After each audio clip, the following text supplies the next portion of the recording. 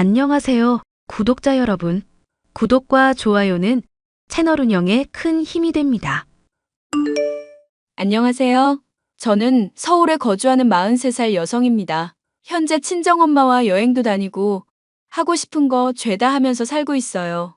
요즘 사람들 말로 욜로 라이프라고 하는데 아주 제대로 즐기면서 살고 있는 중이랍니다. 저는 프리랜서 통역가로 일하고 있고 주로 재택근무를 하되 가끔 행사나 회의에 합석해 통역 일을 해주고 있답니다. 3년 전 남편의 내로남불 태도와 당연하게 시짜짓하며 사는 시어머니 때문에 이혼했어요. 30대 중반이 되어서 한 늦은 결혼이고 친정엄마한테 실망시켜드리고 싶지 않았지만 평생 살면서 힘들어하는 모습 보여드리는 게 불효를 저지르는 것 같고 제 인생을 허비하고 싶지 않아서 이혼을 선택했어요. 지금은 그 선택을 후회하지는 않습니다. 이혼하고 나니 오히려 하고 싶은 것 다 하며 자유롭게 저다운 삶을 살고 있기 때문이죠. 대학에 막 입학했을 때 아버지가 하시던 사업이 IMF의 영향을 피하지 못해 결국 주저앉고 말았어요. 순식간에 집과 모든 재산이 사라졌는데 아버지는 그 충격으로 세상을 떠나셨습니다. 졸지에 엄마와 저만 세상에 덩그러니 남겨졌고 어마어마한 빚을 갚으며 살아야 했습니다. 그래서 저는 낮엔 학업, 밤엔 아르바이트를 하며 생계를 이어나갔고 옥탑방에서 엄마와 서로를 의지하며 살게 되었죠. 항상 고되고 힘든 날만 계속되어 언제쯤 내 인생이 밝아지나 했는데 저에게도 한 줄기의 희망이 찾아왔습니다. 바로 그렇게 고대하던 대기업에 취직을 하게 된 거였어요. 엄마, 나 취직했어. 이제 고생 끝이야. 아이고, 우리 딸, 정말 장하다, 장해. 대기업이니까 월급도 빵빵하고 대출도 조건 좋게 잘 나오니까 우리 이사부터 가자. 그동안 못난 부모 둬서 온갖 고생은 다 했는데, 이렇게 뜻이 이뤄지려고 그랬나 보다. 정말 축하한다, 우리 딸. 이게 다 엄마 덕분이지. 돌아가신 아버지가 잘 봐주신 덕분이고 아버지도 뿌듯해 하실 거야. 그럼, 우리 딸이 누군데, 그동안 고생 많았다. 입사하고 신입교육 끝나면 바로 대출 알아볼게. 요즘 조건이 좋으면 이율도 되게 좋아서 남은 빚 다 갚을 수 있을 거야. 매달 부담되게 갚는 것보단 낫지. 우리 새 출발하자. 그래야지. 너랑 나랑 고생한 거 생각하면 눈물이 앞을 가린다. 많이도 힘들었지. 그런 의미에서 엄마, 오늘 우리 치킨이나 시켜 먹을까? 맨날 치킨이야? 먹고 싶은 거 없어? 이 엄마가 월급도 받았겠다. 오랜만에 우리 딸 고기 사줘야지. 정말? 너무 무리하는 거 아니야? 우리 딸이 큰일을 해냈는데 그에 비하면 이것도 모자라지. 이따가 사거리에서 만나자. 엄마가 시간 맞춰 갈게. 알겠어. 나 그럼 친구 좀 잠깐 만나고 갈게. 그래, 이따 보자. 대학에 입학하는 것과 동시에 불행이 찾아온 터라 정말 잠잘 시간 없이 학업, 아르바이트, 취업 준비를 동시에 했습니다. 건강이 나빠지기도 했지만 그대로 무너질 수 없었어요. 이 악물고 버텼고 대학을 졸업하고 2년 만에 대기업에 취직했습니다. 월급도 사회 초년생 치고는 많은 금액이었고 무엇보다 회사 복지가 너무 좋았어요. 이때 제 나이가 25살이었습니다. 입사하고 난 뒤에도 이리 치이고 저리 치이며 업무 익히느라 바빴어요. 영어, 중국어를 원어민 만큼 잘했던 저는 마케팅 부서에 배정받았지만 부가적으로 통역 업무도 맡았습니다. 남은 빚이 1억 5천 정도였는데 입사하고 3년이 채 안 되는 시간에 모두 갚아버렸어요. 마지막 상환금을 입금하는 날 엄마와 부둥켜 안고 한참을 울었답니다. 드디어 마이너스, 인생에서 모으기만 하면 되는 날이 온 거였죠. 그렇게 일찌감치 돈에 대한 중요성을 깨닫게 된 저는 무엇이든 최소한으로 쓰고 열심히 저축했습니다. 재테크 공부도 하며 조금씩 돈을 불려나갔고 옥탑방에서 방 2개짜리 빌라, 아파트까지 점점 형편도 나아지기 시작했죠. 시간이 흘러 치열한 20대가 끝나고 32살이 되었습니다. 수키야, 이제 돈도 어느 정도 모았고 너도 회사 다닌 지 제법 지났는데 연애해 볼 생각은 없니? 연애? 무슨 연애야? 아직은 돈 버는 게 더 좋아. 가정 꾸릴 상황 아니야. 혹시 알아? 결혼하면 더 나아질지? 왜 갑자기 그런 소리를 하는 건데? 아니, 말이 그렇다는 거지. 안정된 가정을 갖고 있으면 기반이 잡히기 때문에 삶의 질이 달라질 수 있거든. 나는 아직 얽매이는 게 싫어. 이대로가 좋다고. 일하면서 내 상황에 맞게 사는 게 최고야. 겪어봤으면서 그래? 나한테 결혼은 사치라고. 그러니까 강요하지 마. 강요는 무슨? 주변에 좋은 사람 없어? 아, 내가 알아서 할 테니까 제발 그만 좀 해. 사실 부동산 김 사장님 알지? 그분이 너 중매를 서고 싶다더라고. 내가 안 된다고 말했는데 한 달을 내내 그런다. 그래서 일단 물어본다고는 했거든. 왜? 그런 거 거절을 못해? 나도 그러고 싶어서 그랬겠니? 근데 상대 남자가 아주 괜찮은가 봐.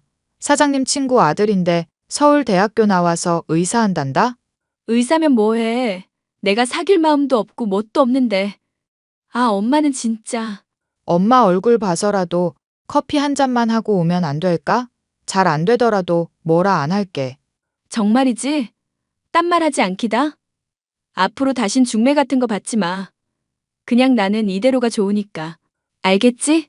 알겠어, 알겠어. 저는 아파트로 이사 오면서 알게 된 부동산 사장님의 소개로 남편을 만났어요. 친한 지인의 아들이었는데 정말 연애나 결혼에 관심이 없던 저는 커피 한 잔만 마시고 올 생각으로 소개팅 자리에 나갔습니다. 남편의 첫인상은 소아과 의사라서 그런지 굉장히 부드러워 보였어요. 행동이나 말투에 다정함이 묻어났고 배려심도 깊어 보였습니다. 무엇보다 순둥이처럼 생긴 얼굴이 참 매력적이더군요. 아무 생각 없이 묻는 말에 대답이나 하며 툴툴대는 상태로 있었는데도 불구하고 남편은 저를 살갑게 대하더군요. 저 같으면 기분 나빠서 자리를 박차고 나갔을 텐데 말이죠. 수키 씨 이야기는 삼촌 통해서 많이 들었습니다. 하도 칭찬을 하시길래 어떤 분인지 궁금해서 만나 뵙고 싶었어요. 그래서요? 저 마음에 드세요? 제가 소개팅 시켜달라고 조른 거니까 기분 상하셨다면 사과드릴게요. 저 원래 소개팅 할 생각 없었어요. 어른들이 하도 성하시니까 마지못해 나온 겁니다. 서로 시간 낭비하지 말고 할 말만 하고 끝내도록 하죠. 아, 그러시구나. 잘 알겠습니다. 그런데 이왕 헤어지는 거 곧 저녁 시간인데 식사 한 끼 하고 헤어지죠. 마침 배도 고픈데. 그러네요. 저녁 시간이긴 하네. 만난 것도 인연인데 오래 안 붙잡을게요. 이 근처에 맛있는 갈비집 있답니다. 거기로 가서 식사하고 헤어져요. 그러죠. 가요. 그렇게 어색한 분위기 속에 남편과 근처 고깃집으로 갔습니다. 남편은 손수 고기를 구워주며 물수건, 젓가락, 사소한 거 하나까지 저를 챙겨주더라고요. 원래 이렇게 다 잘 챙겨줘요? 네? 뭘 말씀입니까? 원래 아무나한테 이렇게 다정하게 대해주시냐고요. 그럼 진짜 별론데. 이제 좀 편해지셨어요? 다 이러는 건 아니죠. 내 사람한테만 이러면 되지. 내 사람이라뇨? 가족이나 여자친구 정도? 저는 여자친구도 아닌데 왜 그러시는 건데요? 글쎄요. 그냥 좀 친근해서 그렇달까요? 말이 안 되죠. 세상에 그런 억지가 어딨어요? 솔직히 말해도 되나요? 저 수키 씨 보고 첫눈에 반했어요. 저랑 만나보는 거 어떠세요? 저 연애할 생각 없다고 말씀드렸을 텐데요. 당장 연애하자는 거 아닙니다. 친구처럼 가끔 만나서 밥도 먹고 커피도 한잔하고 그냥 그렇게 지내자고요. 나쁠 것 없잖아요. 부담 안 가는 선에서. 저 원래 사람 잘 안 믿거든요. 저 먹고 살기도 바빠서. 그 정도는 이해해 드릴게요. 그렇게 1년 정도 남편이 저를 따라다녔어요. 생일을 챙겨주는 건 물론 특별한 날이 아닌데도 불구하고 무슨 기념일만 되면 저와 엄마 목까지 선물을 준비해 지극정성으로 저에게 사랑을 갈구했죠. 그러다 친정엄마가 갑자기 쓰러져 병원에 갈 일이 생겼습니다. 정신없는 상황에 남편이 나서서 입원 수속부터 퇴원까지 도와줘서 엄마가 무사히 치료받고 퇴원을 하셨습니다. 그걸 계기로 저는 남편에게 마음을 열었고 급속도로 가까워져 연인 사이가 되었죠. 반년 정도 시간이 지났을까요? 나이도 나이인지라 남편이 저에게 프로포즈했고 저는 승낙했습니다. 상견례도 무사히 치르고 주변의 축하를 받으며 30 중반이 넘은 늦은 나이에 결혼식을 올렸어요. 이제 우리 집안 사람이 되었으니 며느리로서 본분을 다해야 한다. 알겠니? 네, 제가 잘할게요. 빨리 아이부터 가져라. 안 그래도 노산인데 더 늦기 전에 아이부터 낳아야지. 내일 모레 40인데. 엄마, 아이 문제는 부부가 알아서 할 일이에요. 저희한테 아이 강요하지 마세요. 그게 무슨 소리냐? 안 그래도 나이 많은 며느리 데려와서 불만인데 아이라도 빨리 낳아야지. 집안 대 끊길 일 있냐? 어머니, 걱정하지 마세요. 저희가 노력할게요. 네? 당신 가만히 좀 있어봐. 엄마, 그런 거 강요하면 더 스트레스 받아요. 안 그래도 마음 편히 먹어야 하는데 엄마까지 그러면 우리 엄청 부담 간다고요. 참나. 별게 다 부담이네. 솔직히 세아가 너 대기업 다니는 거 말고 뭐 내세울 게 있니? 집안도 별로고 아들이 좋다니까 받아준 거야. 어머니, 그렇게 말씀하시면 저 좀 기분이 나빠요. 요즘 같은 시대에 아들 하는 게 어딨어요? 딸이면 어떻고 아들이면 어떻냐고요. 결국 다 소중한 제 자식일 텐데. 맞아, 엄마. 안 그래도 우리 병원 다니면서 신경 많이 쓰고 있어. 그런 식으로 스트레스 주지 마. 너희 지금 나한테 대드는 거니? 세아가 너는 말투가 왜 그 모양이야? 원래 이런 애였어? 어머니가 이상하다는 생각은 안 해보셨나 봐요? 당신도 그만해. 엄마도 제발 그만하고 서로 언성 높여봤자 소용없잖아. 그리고 엄마, 우리가 알아서 할 테니까 가만히 좀 기다려줘. 조급한 건 알겠지만 이해를 좀 해달란 말이야. 알았다. 세아가 나중에 이야기하자꾸나. 아무래도 나이가 있던지라 지금 임신한다 한들 노산이라 임신 전 건강관리를 꼭 해야 했습니다. 그 중에서도 스트레스를 안 받는 게 제일 중요했죠. 스트레스는 만병의 근원이라는 말이 있듯이 제일 기본적인 거였습니다. 그래서 병원도 주기적으로 다니며 컨디션 조절에 힘쓰고 회사는 회사 일대로 결혼 생활은 결혼 생활대로 힘들었어요. 시어머니가 나이가 있으시고 옛날 사고방식을 가진 사람이라 고지식한 면이 없지 않아 있었습니다. 저는 며느리 된 입장이니까 그래도 이해를 하려고 무진장 애를 썼고요.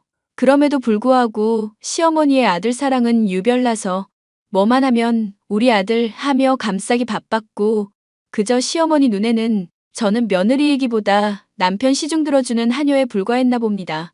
매번 얼굴 보면 제 안부를 묻기는커녕 남편 잘 뒷바라지 하라는 말이 전부였고 그 흔한 인사치레도 안 했으니까요. 요즘 같으면 바로 이혼이지만 그 당시에는 시어머니에게 잘 보이고 싶은 마음도 있었고 무엇보다 남편을 사랑했기에 그러려니 하고 넘겼어요. 남편도 신혼 초반에만 절 감싸주는 척했고 몇 개월 지나니 언제 그랬냐는 듯이 본색을 드러내기 시작했습니다. 다정다감하고 자기 사람 잘 챙기고 독립적일 줄 알았던 남편이 알고 보니 마마보이에 자기 식구들만 챙길 줄 아는 순 이기적인 스타일이었던 거죠. 당신, 나 할 말이 있는데 이제부터 엄마 용돈 좀 드릴까 해. 용돈? 얼마나 드리게? 200만 원. 당신도 잘 벌고 나도 잘 벌리니까 200만 원이 적당한 것 같아서. 왜 갑자기 그런 생각을 했어? 원래 드리던 거 아니었어? 그냥 소소하게 챙겨드린 게 전부였지.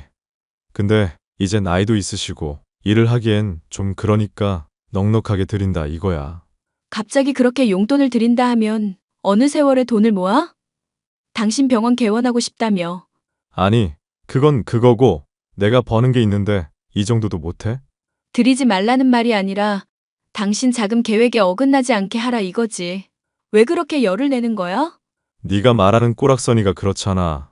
우리 엄마 나 키워주고 고생만 해서 제대로 된 호강도 못 시켜드리고. 그래서 이렇게라도 보상해드리는 거라고.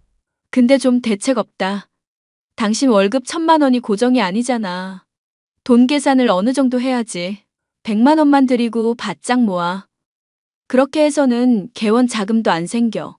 그렇게는 못하겠어. 내가 그만큼 열심히 일하면 되는 거지. 당신이 뭘 안다고 그래?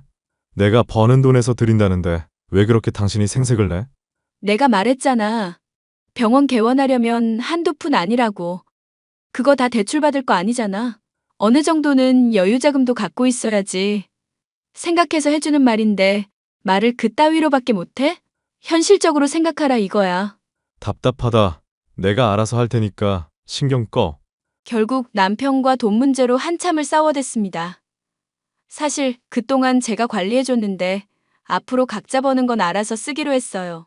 집이야 제 명의로 대출 조금 받아서 마련한 신혼집이고 구질구질하게 남편에게 얽매이는 것도 싫었습니다. 공동으로 들어가는 식비, 공과금을 제외한 나머지 돈은 각자 알아서 관리하기로 했어요. 시어머니는 매달 200만 원의 용돈도 받고 제가 별도로 챙겨주는 용돈까지 받으면 직장인 월급 못지않은 돈을 받는 상태였습니다. 그 돈 몇 달이면 월 1000이 넘고 그게 몇 년이면 억 단위가 되니까 정말 적은 돈은 아니었어요. 보통 자식들이 용돈을 주면 힘들게 고생해서 버는 돈 뭐하러 쓰냐며 미안해 하시잖아요. 하지만 시어머니는 당연하다는 듯이 돈을 받았고 고맙다는 말은 아예 하지 않으셨습니다. 너무나도 당당하게 명절이나 집안 행사가 있을 때면 저를 부려먹기 바쁘셨죠. 당연히 시댁, 친정 구분하는 일도 잦아졌고 저는 시간이 지날수록 결혼을 후회하게 되었습니다. 그러다 이혼의 결심을 굳히게 되는 사건이 발생하게 되죠. 올 여름 휴가는 해외로 갈 거야. 갑자기 무슨 해외여행? 당신 병원 일정 뺄 수 있어? 병원 개편한다고 진료도 줄이고 그래서 한 2주 정도 시간 남아. 그래서 이참에 쉴 겸 여행 다녀오려고. 아이고, 호. 우리 아들 덕분에 호강하네? 어디로 갈 거니? 유럽 쪽으로 갈까 해요. 당신도 시간 맞으면 같이 가. 언젠데? 조금 빠듯하긴 한데 다다음 주 월요일부터 2주. 갑작스럽긴 하네. 근데 그때 우리 엄마 생신이잖아. 일정이 겹치는데 어떡할 거야? 야, 너는 꼭 이럴 때 초를 친다? 시댁이 먼저지 그깟 친정 챙겨서 뭐 한다니? 여행 가기 싫으면 넌 가지 마. 어머니 그게 아니라요. 지난번에 이 사람이 친정엄마 생신 때 식사 대접한다고 해서 그래요. 저라고 뭐 여행 가기 싫겠어요?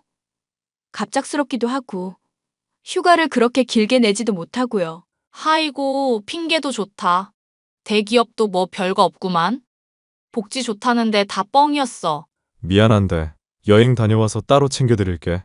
그럼 당신은 안 가는 걸로 알고 여행 준비한다? 참나, 어이가 없네. 두 분이서 가든지 말든지 알아서 하세요. 아니, 왜 큰 소리야? 내가 그동안 말을 안 해서 그렇지. 은근히 이런 걸로 사람 차별한다? 너 지금 시어머니 앞에서 남편한테 소리치는 거니? 이게 어디서 배워먹은 버릇이야? 너희 집에서 그렇게 가르치던? 제가 뭘요? 기분 나쁜 거 기분 나쁘다 말하는데 뭐가 잘못됐어요? 말도 못해요? 엄마 말 틀린 거 하나도 없어. 당신 출가회인이면 출가회인답게 굴어. 시댁에 신경을 써야지 친정에 온 신경을 쏟아부으니 쯧쯧. 아, 여행은 다음에 따로 가던지 하고. 이왕 이렇게 된 거 엄마랑 내 짐 좀 싸줘. 내가 왜? 네가 싸. 이것 봐라. 얘, 너 진짜 싹수가 노랗구나. 내가 기가 막혀서 말이 안 나온다. 그렇게 남편은 시어머니를 모시고 2주간 유럽 여행을 떠났습니다. 여행을 다녀온 뒤 시어머니는 노골적으로 친정엄마와 저에게 명품이나 온갖 선물을 자랑해 대셨어요. 그냥 자랑하는 게 아니라 평생 이런 명품을 만져보기나 하겠냐며 저희를 없이 사는 사람 취급하더라고요. 당연히 저는 기분이 나빴고 남편과의 결혼 생활을 유지할지 말지에 대해 고민을 하기 시작했습니다. 솔직히 결혼하고 행복했던 적이 단 한 번도 없었던 것 같더라고요. 제 상태를 눈치챈 친정엄마가 긍정적으로 생각하라며 저를 다독여 주시긴 했지만 쉽게 마음의 응어리가 풀리지 않았습니다. 그러던 와중에 남편이 친정엄마에게 생일 선물을 주고 갔다는 연락을 받았습니다. 그런데 친정엄마 목소리가 좀 심상치 않았어요. 알고 보니 남편은 편지도 아니고 대충 찢은 수첩에 생신 축하드립니다. 딱 8글자 써놓고는 5만 원짜리 지폐를 준 겁니다. 사람 농락하는 것도 아니고 뭐 하는 짓인가 싶어 친정엄마와 연락을 끊고 곧바로 남편에게 연락했죠. 여보, 이거 뭐야? 엄마가 당신한테 받았다는데? 보면 몰라? 그거 장모님 생신 선물이야. 내가 직접 쓴 손편지. 그냥 드리기 뭐해서 용돈도 드렸어. 네 엄마 생일엔 500만 원 갖다 주고 해외여행에 매달 200만 원씩 처박으면서 우리 엄마한텐 꼴랑 쪽지? 5만 원? 왜? 그 정도면 된 거 아니야? 원래 안 챙겨드리려다가 그래도 장모님이니까 그 정도 한 거야. 나 잘했지? 그딴 식으로 행동하니까 좋니? 이건 안 하는 이만 못한 거야. 누굴 거지로 알아? 왜 소리를 질러? 내가 마음을 담아 정성스럽게 쓴 편지인데 도대체 뭐가 문제라는 거야? 그 마음의 가치는 돈으로 매길 수 없는 거라고. 같이 좋아하시네. 비교하자는 건 아니지만 시어머니, 당신이랑 나한테 용돈 매달 또박또박 받아가면서 이번에 몇 천만 원 들여서 초호화 여행도 다녀오시고 우리 엄마한테 지극정성은 아니더라도 내가 어머니한테 하는 만큼은 했어야지. 5만 원은 너무하지 않아? 우리 엄마가 코 흘리게 아이들도 아니고. 수준에 맞게 했는데 그게 무슨 상관이야? 내 행동에 문제가 있는 게 아니라 나는 당신이 문제가 있다고 보는데? 사람 정성을 무시해도 그렇지. 장모님이 좋아하시면 된 거 아니야? 엄마가 좋아해? 좋아하긴 개뿔. 엄마가 자기도 어이없다고 하시던데. 당신이랑 그냥 이혼하고 살라더라. 이혼? 참나. 그게 그렇게 쉬운 거였으면 진작에 하지 뭐 하러 시간 끄냐? 그래, 말 잘했다. 나도 더 이상은 못 참아. 아이도 없는데 이 참에 갈라서자. 애초에 이 결혼은 하는 게 아니었어. 더 늦기 전에 이혼하자고. 누가 겁먹을 줄 알아? 그래, 까짓것 해. 나는 이혼하면 새 출발 가능하지만 너는 뭐 볼품이나 있냐? 너 지금 말 다 했어? 아주 갈 때까지 가보자 이거지? 원만한 협의는 안 될 것 같으니까 이혼 소송으로 가야겠네. 내일 당장 변호사 선임할 테니까 그렇게 하라. 어쭈, 그렇게 나온다 이거지? 어디 한번 해봐. 그 전에 일단 그 집에서 나가주시지? 그 집 내 이름으로 대출받아서 마련한 집이야. 네 도움받은 거 하나도 없으니까 당장 나가. 아, 가전제품 다 갖고 나가. 치사하게 이럴 거야? 어차피 재산 분할해야 하거든? 너도 아내 된 도리를 다하지 못했으니 위자료를 받아도 내가 받아야 돼. 너 소송 걸면 나도 맞소송 걸겠다 이거야. 해볼 테면 해봐. 결국 남편과 저는 이혼을 하기로 했고 서로 변호사를 선임해 이혼 소송을 걸었습니다. 시어머니는 저에게 아이도 못 낳는 년이라며 욕하기 일쑤였고 그마저도 저는 모두 다 녹음해버렸어요.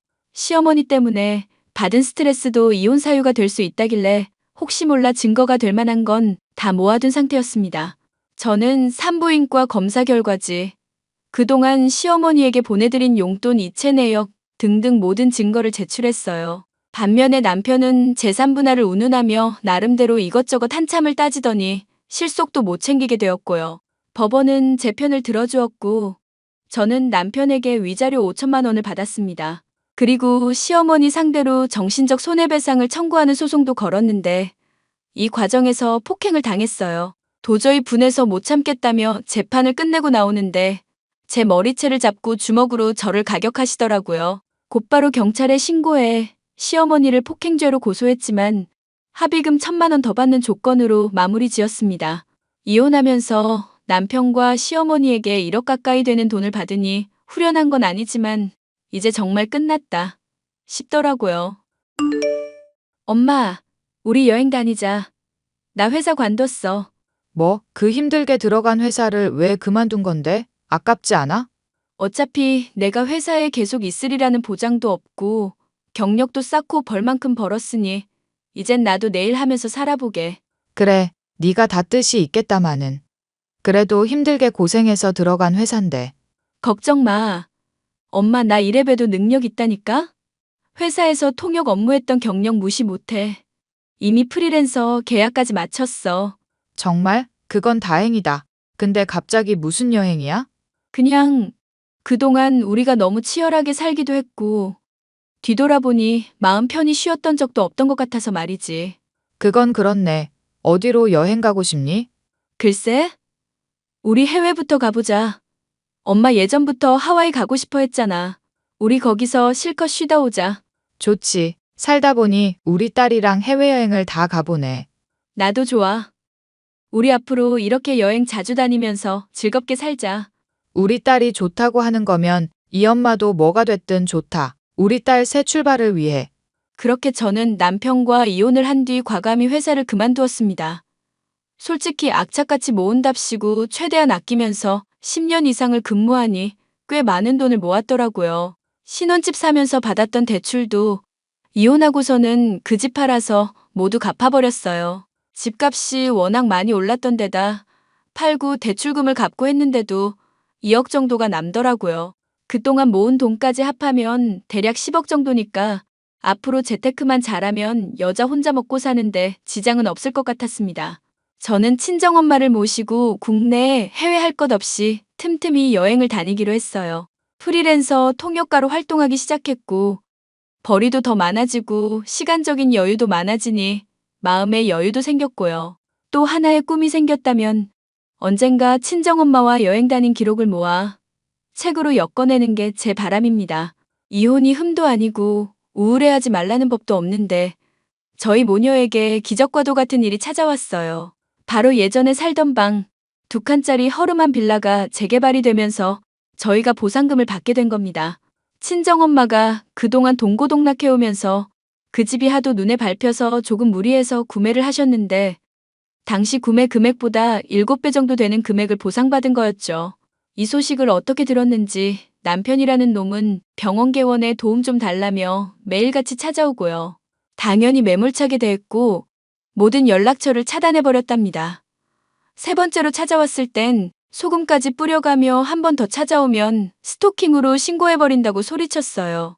그랬더니 그 뒤로는 찾아오지도 않고 연락도 안 합니다. 아마 자기 주제 파악을 했던 거겠죠. 저는 여전히 친정엄마와 행복하고 즐거운 일상을 보내고 있고 앞으로도 그럴 겁니다. 제 이혼 사연은 여기까지입니다. 사람은 제 분수에 맞게 살아야 하고 그 이상의 것을 원하면 당연히 그만큼 노력을 해야 한다고 생각해요. 노력조차 하지 않는 사람에게 합당한 보상이 없는 건 당연한 겁니다. 지금쯤 땅을 치고 후회하고 있을 그 사람들에게 한마디 하자면 네 주제를 알아라 라고 하고 싶네요. 제 사연 들어주셔서 감사드리고 저는 여기서 물러나도록 하겠습니다.